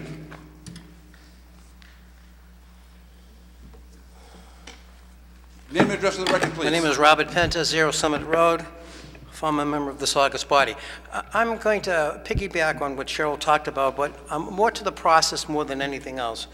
This was the September meeting of the Board of Appeals was continued to the October meeting. And once the meeting was continued to the October meeting, it noticed out that the Somerville Alderman didn't have enough time to prepare what he needed to prepare, so he wanted to be allowed to speak in the October meeting, for which he was. I believe 4 of members of the council were there, expressed their opinion that the members, they had received emails and telephone calls regarding folks that weren't notified, did not get the notice, and they just heard about it on this particular night, and they rushed down there to come to this October meeting. It was at the discretion of the chairman of the board, Mr. Carmen, who indicated that public comment was closed because the September meeting had come and gone. Now, that's not particularly correct either. The meeting was continued, and when the meeting was continued, at the time when the chairman asked for a raise of hands, those who might be opposed, and I believe he said, let the record say there were 10, at that point, he opened up that meeting for public participation by the raise of the hands because he noticed it out. He also said that they couldn't speak. Well, if you're asking for their participation by raising their hands, but they couldn't speak, you really don't know the reason why they were opposing it, because maybe they would have been convinced in their opposition that they would be for it. They wanted to get their particular point across, for which unfortunately it never had. So then you go to four particular issues that I think were really prevalent at that particular meeting. The first one was the zoning on parking spaces. Somerville and Medford are very different. Somerville has 1.0 per parking unit, Medford has 2.1. No discussion on that at all. The next issue was the sun being blocked on the streets that are abutting this particular project. It's a legitimate concern. You had the same issue here on High Street when they were building the new condominiums next to St. Joseph's Church. And there's legal cases and legal precedent. If someone's sunlight is being blocked by a building, and in this particular case, you're asking for variances to a particular project, which is over and beyond just a normal building, that has legal precedence. Also, they didn't talk about the fact that Cheryl alluded to the facts on this mixed-use piece of property that could be put together. Well, in the city of Medford, we do not allow for spot zoning. That's one of the arguments that's taking place on Locust Street right now, the argument of a possible spot zoning issue. That didn't even have an opportunity for public discussion as it relates to the fact that, is it or isn't it? So the mixed-use combination of mixed use of commercial and residential, beside not having its opportunity to have a conversation, did not even have its opportunity for the Board of Appeals to say, if we're going to entertain that, and it's obvious that it's a mixed zone, it's a spot zone issue, which is in violation of the law, or the spirit of, not the spirit, of the Massachusetts general law here in the city of Medford that's promulgated, you've got an issue here as it relates to the developer and what he needs to do. Now, Councilor Della Russo alluded to the fact that the board is not political. It most certainly is political because all 3 members of the board are appointed by the mayor of this community. So the request that was just made earlier by Councilor Longo relative to asking the mayor to ask the board to let people speak on and beyond, over and beyond, is absolutely on target. And more importantly, you can say what you want about the prior Board of Appeals when Mr. Arena was the chairperson. He always allowed every single person to speak. Never mind once, sometimes twice. Because he recognized whether you agreed or disagreed with his decision, if people took the time to be there and have a conversation about the project that's before them, then let them speak. And that was not the situation. I almost had the distinct honor of having the police called on me by the chairperson because I asked him and I begged him 3 separate times, would you please let the people speak? And he says, no, you can't because the time has already come. We've already had it in September. And through his reckless act, and that's what I call it, reckless, he canceled the whole meeting, which were the last 2 petitioners that were on there. They didn't even have an opportunity to speak. Now, the law is somewhat clear, but it's also somewhat fuzzy. In the open meeting law, in the guidelines promulgated by the Attorney General, it does give the distinction to the chairperson or the chair of the committee to allow people to speak at that person's discretion. But it also says at the very end by the Attorney General encourages public bodies to allow as much public participation as time allows. This was 8 o'clock at night, Nobody was falling asleep in this audience. They were here because for a particular purpose. As much public participation as possible. And for that chairperson to shut off public participation and hear what was on people's minds was wrong. This same chairperson served as an alternate last year when the Commonwealth of Massachusetts Attorney General Office came in and told the Board of Appeals that they had to reopen the board because they were wrong in closing down a meeting that was in a continued meeting. Now, if this Board of Appeals doesn't want to understand the law and follow the guidelines by the state's Attorney General, then maybe we need a new board. Maybe when you change the charter, we should have the Board of Appeals be elected instead of appointed. That way maybe that would be the safest way for neighborhood character and neighborhood future buildings to be protected. You know, you guys and ladies on this council, your biggest responsibility over and beyond the budget is zoning. What takes place in a community by its zoning?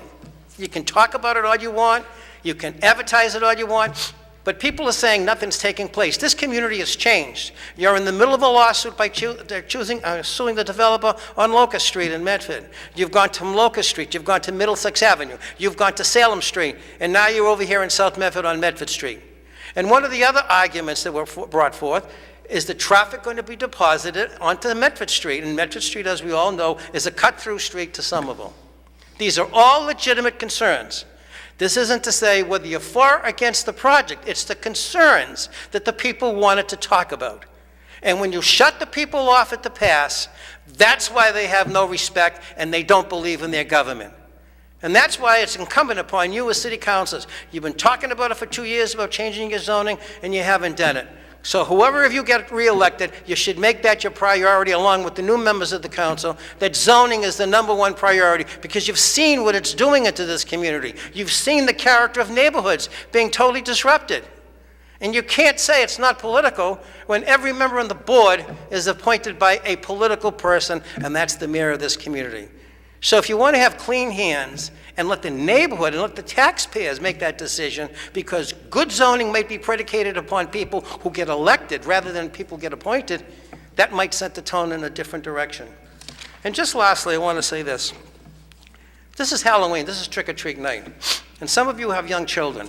I think it would have been a good call by you, Mr. President, to delay the meeting by at least an hour to let whoever had children to go out and trick-or-treat with their family. You still could have accomplished the city council meeting, and we wouldn't be in the chaos that we're in right now. We had a public hearing tonight that was already advertised. Pardon me?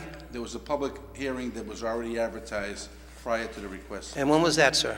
The clerk had already sent out the letters for that. I believe you have 48 hours to change that. You've had that since last week. But other than that, I'd be more than happy to answer any questions. But, you know, how do you say it? There aren't too many things that you guys and gals really have super control over. Budget, voting it up or down, but zoning, it's all yours. You own it, lock, stock, and barrel. Use it. Don't let the administration abuse it. You guys and girls, use it. Thank you. Thank you. Good evening. Name and address for the record, please. Tough to follow. Joyce Paul, 8 Mason Street. I want to say that just as you are very busy, I'm busy and other people are busy, and I definitely think that the idea of a reverse call that Cheryl brought up is a very good idea. It reminds people of the meeting, and it tells people again where and when. And the second thing is, what I hear all the time is from people, they don't get to speak, they don't feel involved, and they want to feel involved. They want to be able to speak, they want to be able to talk to their neighbors and their friends, and they feel like they haven't been able to do that. And I know you've got a tough job, but it's really important that it would make people a lot happier, and I think things would flow a lot better if we could do that. So, thank you. Thank you. Good evening. Name and address for the record, please. Ray Scarfo, 9 Sunset Ave. I think the problem is like Michael Marks said, is the notification. It should go out certified mail. I mean, and it should be the cost of the project person to pay for that to go out, because I own a piece of property in a different city, and I had to notify my abutters on a project that I had to do, and I had to do it by certified mail.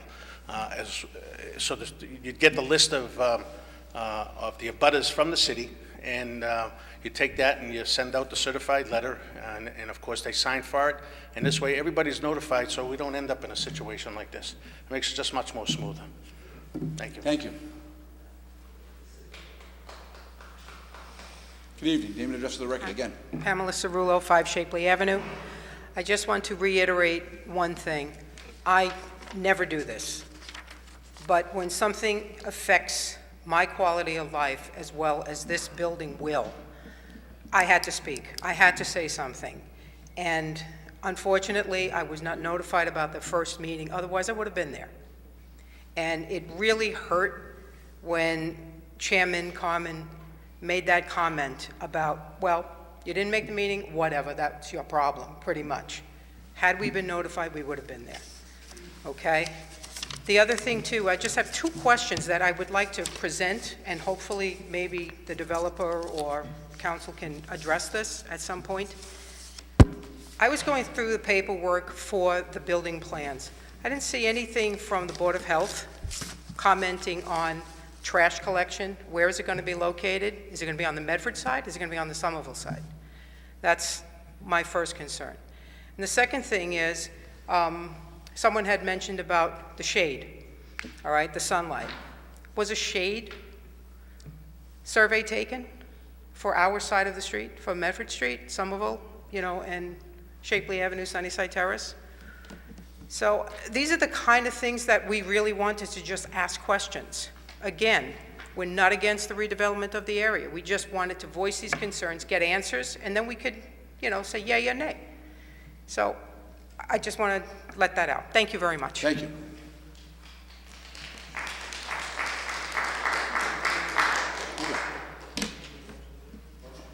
On the motion by Councilor Dela Russo. I'm sorry? Councilor Longo Kern. Thank you, President Carviello. And I think there are still a number of questions that really aren't answered and the public don't know. I don't know if the administration or the council, it's really sad to ask the administration or the council to have a public meeting for the neighborhood, but obviously if the Board of Appeals are not going to allow the residents to speak, how are we going to solve this problem that we're in? In the last development that I was involved in with regards to the Salem Street area, residents were given the opportunity, and after persistence from several councilors, several residents, changes were made. There was a compromise made. It was brought down from 5 stories to 3 stories. The developer is moving forward and is going to, make his profit. And it was tough to get it done, and the process is obviously wasn't ideal then, but it seems like it's even worse now. So whether it be the administration or the council, we have to have some sort of meeting between the neighbors and the developer to get some answers and to figure out how we can solve it and move on. And I think it has to come from the administration. It has to be set up by the administration somehow, some way. And I just... Councilor, if I could, if you recall, the Salem Street people, the developers held several meetings on their own. They did. If you recall, they had Yes. 2 or 3 meetings with the neighbors during that, and I think that was a help. Maybe... So I'd ask the maybe if this administration one to was organize saying- some sort of meeting. If it's not going to be organized by the petitioner, then, some meetings does need to be had. The administration, mayor of the city, has to get involved. This is something that is going to affect so many people in that neighborhood, and for the Board of Appeals not to allow residents to speak, again, it was said by many people tonight, is just wrong. It's wrong, and it's irked me for the last week, and I'm really surprised by the fact that they just weren't allowed to speak. They could have been for this proposal if the residents were just able to ask questions and get answers, and it really, really bothers me, and it's a way we don't operate. We allow people to speak here, thanks to you and the prior presidents since I've been on the council, and that's the way it should be. Whether you limit them for 10 minutes or whatever you have to do, but people should be given the opportunity to speak, and I too agree with the robocall. It was in one of my resolutions, and Cheryl brought it up again tonight, and it's something that needs to be done. We get notifications on everything from road races to Harvest the End of Tree Festivals, all things we are involved in and want to be involved in, but to not get not even get notify the residents that live across the street on such a proposal is astounding. Vice President Marks.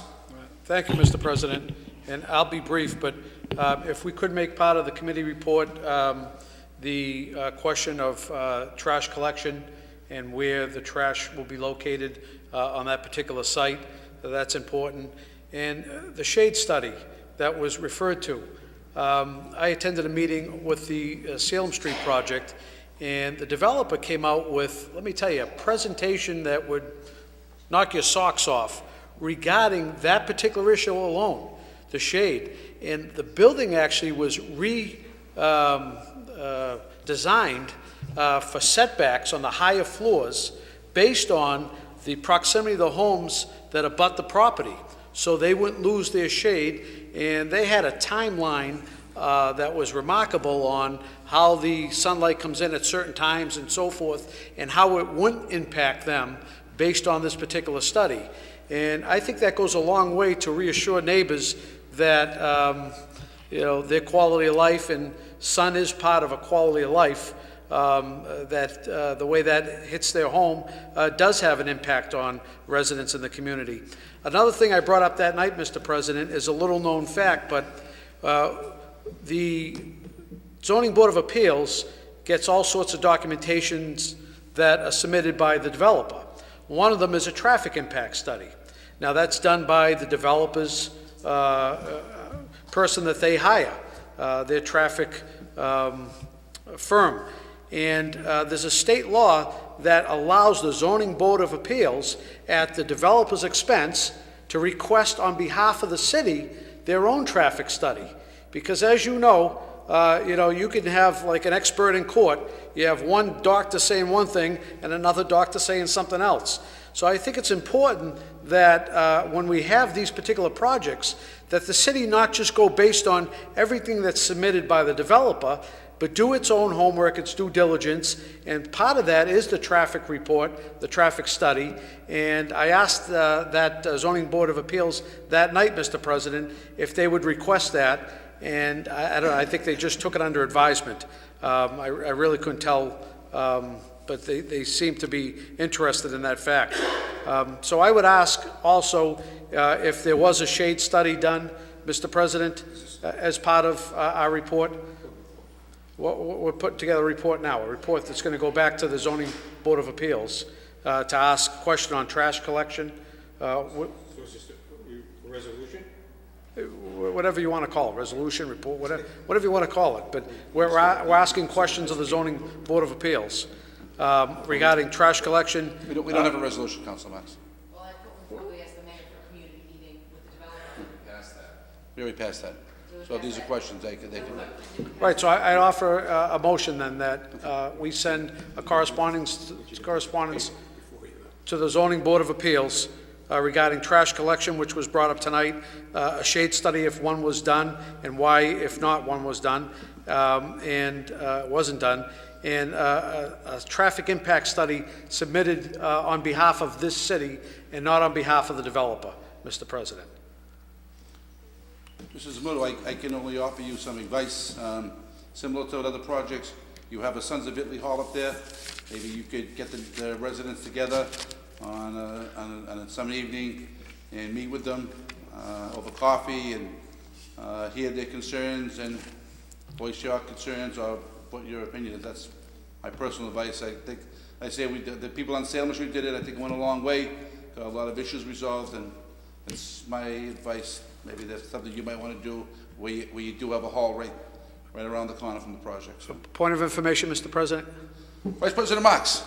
The Salem Street developer hired a private consultant. He did. And their job was solely to reach out to the neighborhood and set up neighborhood meetings.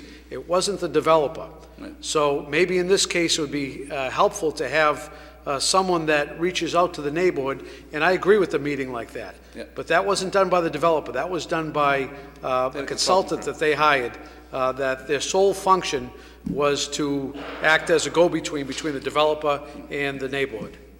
Just a suggestion to you, Mr. Zamuda. Yes, your Name concerns... and address for the record, please. Charlie Zamudo, developer, 87 Medford Street. Your concerns, their concerns are my concerns.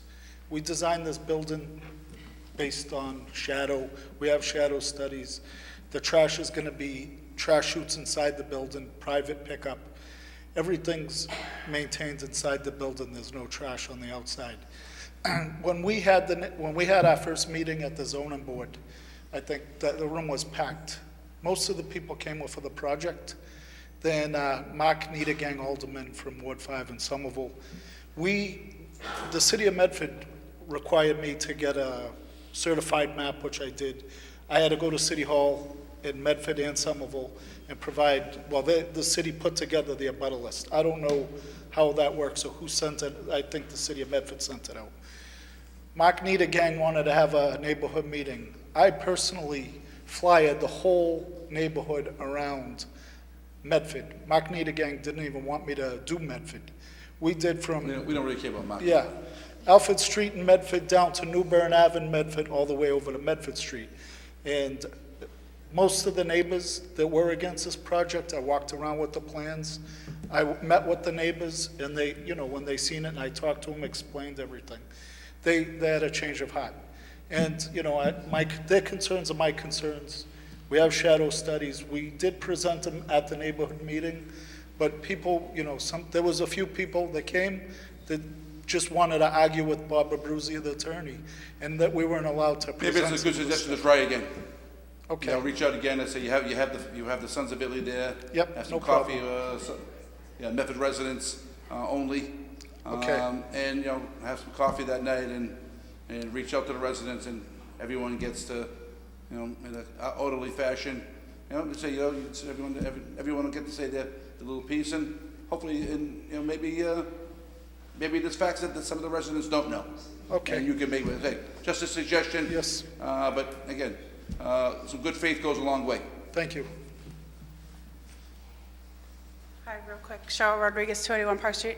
I just wanted to mention that the hearing has been closed and the next meeting is for deliberation. So if there are any questions or neighborhood outreach going to happen, then something has to change at the Zoning Board of Appeals, or they're going to make the decision between November 6th and November 10th. They have not set the date of the meeting. There are also 2 complaints about open meeting law violations that have been filed about this project, about that meeting, not the particular project, just the meeting.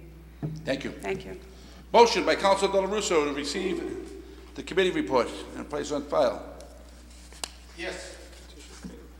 Councilor Marks, you have a resolution you'd like to make. Well, I believe the gentleman answered at least the trash. It's going to be self-contained. There won't be any trash on the exterior of the building, no bins, all private pickup. And then the study, Mr. President, the shade study. Okay. If he can make that available, Mr. President. Thank you. Just to the record, please. Just as a further point, Robert Penta, 0 Summit Road. Just as a further point, now, I can appreciate the developer coming here and make the comment, but these comments were not made at the public hearing, for which a whole bunch of people, almost 100 in total, were here on that night, whether you were there from Somerville or from Medford. Arguing the case here tonight with only a few of the residents is not the right way to go. The issue on the sun, the issue on the barrels, that's all well and good, but we have 4 people here right now that have never heard it for the first time. You folks have taken it upon yourself to bring a suit against the developer on Locust Street because you were dissatisfied because the neighborhood was not addressed. 4 of you just attended this past meeting, this past October 24th meeting. I would strongly suggest that the 4 of you, if not 7 of you, make a request to the Board of Appeals to ask them to delay any finality to making a decision and to reopen a public hearing to listen to all the stories, because it's obvious that they didn't have a chance to listen to the people. Give the gentleman a chance to have a meeting of the community. No, he can have all the meetings he's won. I'm talking about the Board of Appeals. As Mrs. Rodriguez just said, they're scheduled to make a final determination first week in November. There are 2 official complaints being filed And if they don't respond to them, it goes to the Attorney General's office. Now, do you really want to go that far, or we can resolve it by maybe having the board, 7 of you respectfully request the Board of Appeals to delay any further action and We to do not control the reopen? Board of Appeals. Pardon me? We do not control the Board of Appeals. If you want to make a resolution, you're more than welcome. I'm asking Council Longo Kern, she heard what I said. Council Longo Kern wants to make that resolution. She can just make did. that resolution. She just did. Okay, thank you. Well, I want to hear it. When you sit down, we'll do our business. Thank you. Council Longo Kern, would you like to make a motion?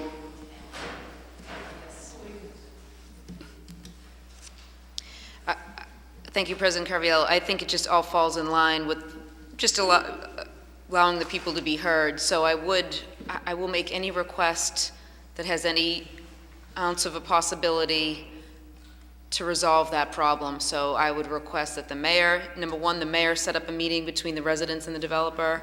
And I would also request that to the Zoning Board of Appeals that they delay deliberations and have a public meeting for public participation on that project at their next meeting.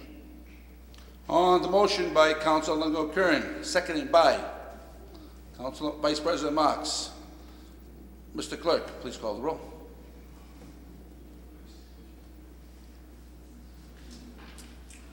Council Del Russo. No. Council Falco. Yes. Council Knight. No. Council Longo Kern. Yes. Vice President Marks. Yes. Council Scarpelli. Yes. President Carviallo. No. 5 in the affirmative, 2 in the negative, motion passes. I think 4-3. 4-3, it should be. Passes. Motion passes. Tabled records of October. Councilor Falco. If I may, just really quick, it is the first Wednesday of the month tomorrow, November 1st.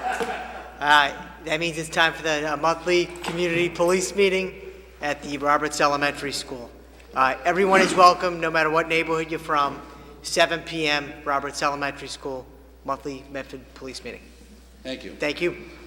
The records of October 17th were passed to Sorcerer Longo Kern. Madam Sorcerer, how did you find those records? Madam Sorcerer, we requested that be tabled again. Records of the meeting of October 24, 2017 were passed to Councilor Scarpelli. Councilor Scarpelli, how did you find those records?